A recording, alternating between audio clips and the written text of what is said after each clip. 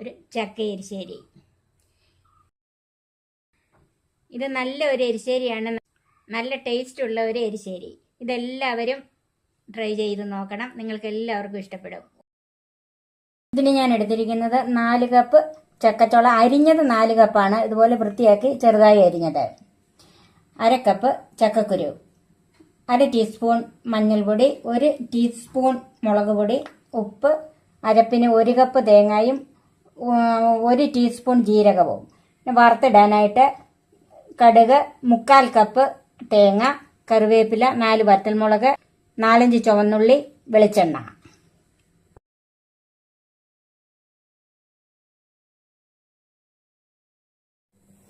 ഇനി നമുക്ക് ഈ ചക്കയും ചക്കക്കുരും എല്ലാം കൂടി ഒന്ന് കുക്കറിനകത്ത് വേവിച്ചെടുക്കാം. അതിനായിട്ട് നമുക്ക് കുക്കറിലേക്ക് മാറ്റാം.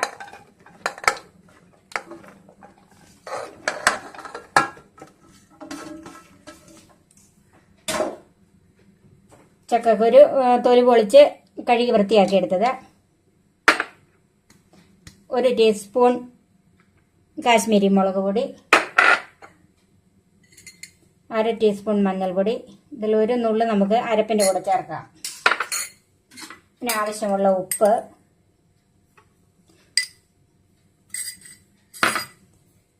ഇതിനുള്ള വെള്ളം, ഇത് വേകാനുള്ള വെള്ളം. ചക്കയ്ക്ക് ഇതിന് താഴെ നിന്നാൽ മതി വെള്ളം. ഇതുപോലെ വെള്ളം. ഇതിൻ്റെ കൂടെ 2 തണ്ട് കറിവേപ്പിലയും കൂടെ ചേർത്ത് നമുക്ക് മീഡിയം ഫ്ലെയിമിൽ 2 വിസില്.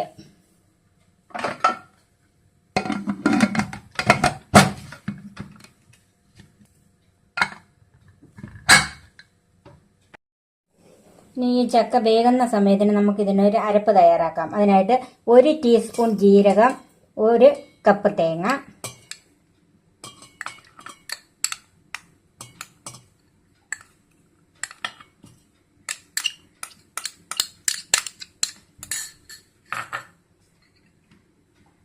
ഒരു നുള്ള് മഞ്ഞൾപ്പൊടി, 1 ചുവന്നുള്ളി, ഇതിനാവശ്യമുള്ള വെള്ളം.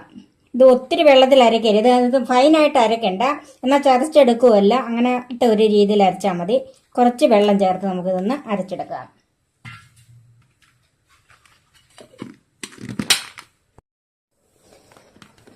ഇപ്പം നമ്മളിത് അരച്ചെടുത്ത് ഇതുപോലെ അരച്ചെടുത്താൽ മതി. ഇത് ഒത്തിരി അരഞ്ഞിട്ടുമില്ല, എന്നാൽ ചതഞ്ഞതും അല്ലാത്ത രീതിയിൽ അരച്ചെടുക്കാവുള്ളത്. ഇനി നമുക്ക് മാറ്റി വെക്കാം. മീഡിയം ഫ്ലെയിമിൽ 2 വിസിൽ കേട്ട് കഴിഞ്ഞ് നമ്മളിത് ഓഫ് ചെയ്തിട്ടാണ്. നമുക്ക് ഇതൊന്ന് തുറന്ന് നോക്കാം.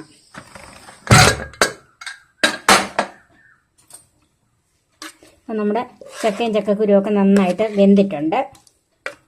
ഇത് ഒത്തിരി ഉടച്ച് കളയണ്ട. നമുക്ക് അടുപ്പൊന്ന് കത്തിക്കാം.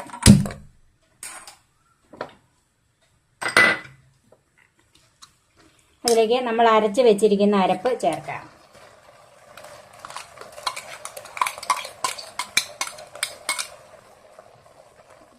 നമുക്ക് കുറച്ച് വെള്ളം കൂടി അതിൻ്റെ കൂടെ ജാറിലേക്ക് തന്നെ ഒഴിച്ചിട്ട് ചേർക്കാം.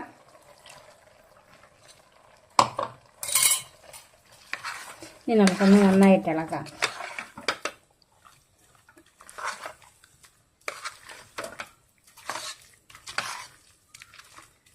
നമുക്കൊന്ന് നന്നായിട്ട് തിളച്ച് വരണം. അതിന് അല്പം കൂടെ വെള്ളം ഒഴിച്ചു കൊടുക്കണം.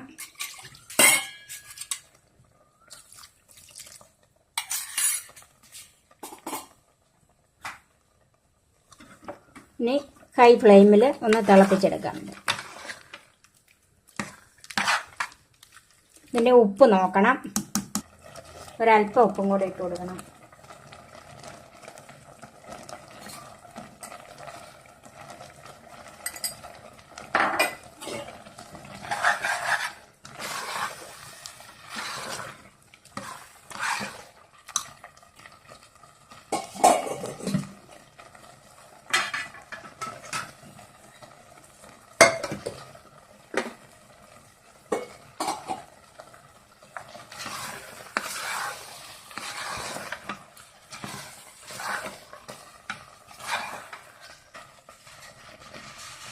ഇപ്പം ഇത് നന്നായിട്ടൊന്ന് തിളച്ച് വന്നിട്ടുണ്ട്. ഇനി നമുക്കിത് അടുപ്പിൽ നിന്ന് മാറ്റാം.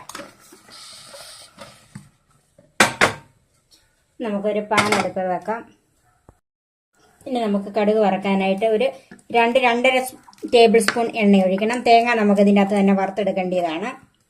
ഇത് വെളിച്ചെണ്ണ തന്നെ ആയിരിക്കണം. നാടൻ കറി ആയതുകൊണ്ട് വെളിച്ചെണ്ണയാണെങ്കിൽ ഇതിന് ടേസ്റ്റ് ഉള്ളു. ചൂടായ എണ്ണയിലേക്ക് നമുക്ക് കടുക് ചേർക്കാം.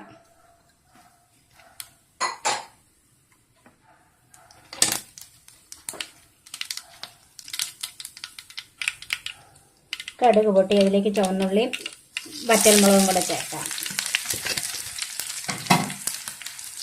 കറിവേപ്പില ചേർക്കാം.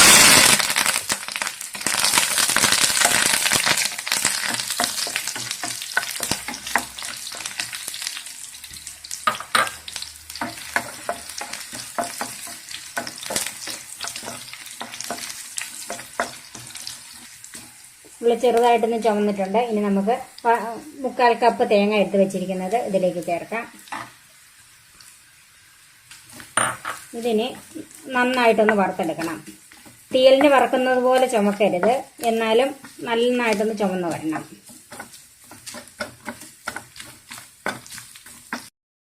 ഇത് മീഡിയം ഫ്ലെയിമിലിട്ട് വേണം തേങ്ങ വറുത്തെടുക്കാനായിട്ട്. അതുപോലെ തേങ്ങ വറുക്കുമ്പോൾ ഒന്നുകിൽ നോൺ സ്റ്റിക്ക് പാനോ അല്ലെങ്കിൽ ചുവട് കട്ടിയുള്ള പാനോ വെക്കണം. ഇല്ലെങ്കിൽ പെട്ടെന്ന് ഇത് പുക കയറി, കട്ടി കുറഞ്ഞ പാനാണെങ്കിൽ പെട്ടെന്ന് പുക കയറി ഇത് കരിഞ്ഞു പോകും. അപ്പം ആ വറക്കുന്ന തേങ്ങയ്ക്കും ആ ഒരു പുകച്ചുവ നിൽക്കും. അതുകൊണ്ടാണ് ഒന്നുകിൽ കട്ടിയുള്ള ഏതെങ്കിലും പാത്രം അല്ലെങ്കിൽ നോൺ സ്റ്റിക്ക് പാൻ, അത് മീഡിയം ഫ്ലെയിമിലിട്ട് വെക്കണം.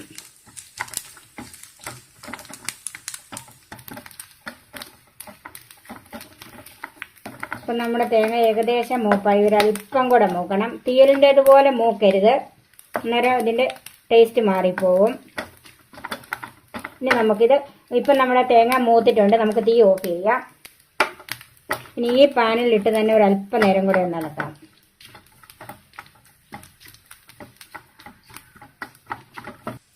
നമ്മുടെ തേങ്ങ ആവശ്യത്തിന് മൂത്തിട്ടുണ്ട്. ഇനി നമുക്കിത് മാറ്റാം. നമ്മുടെ വറുത്ത തേങ്ങ നമ്മുടെ എരിശ്ശേരിയിലേക്ക് ചേർക്കാം.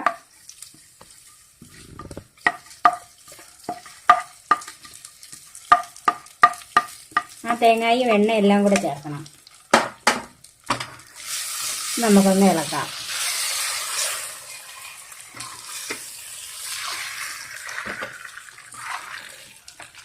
ഈ തേങ്ങ വറുത്ത് ഇടുന്നതാണ് എരിശ്ശേരിയുടെ ഏറ്റവും നല്ല രുചി. അതിൻ്റെ പാകത്തിന് മൂപ്പിച്ചെടുക്കണം. തേങ്ങയും മുളകും വെളിച്ചെണ്ണയും ഉള്ളി എല്ലാം കൂടെ ചേർന്ന് വരുമ്പോൾ ആ ടേസ്റ്റ് നല്ലതാണ്.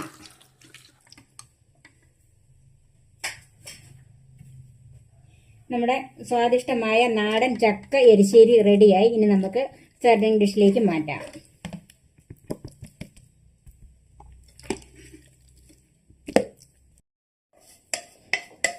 നമ്മൾ വറുത്ത തേങ്ങയിൽ അല്പം മാറ്റി വെച്ചിട്ടുണ്ട്, അത് ഇതിൻ്റെ മുകളിലേക്ക് ഇടാം.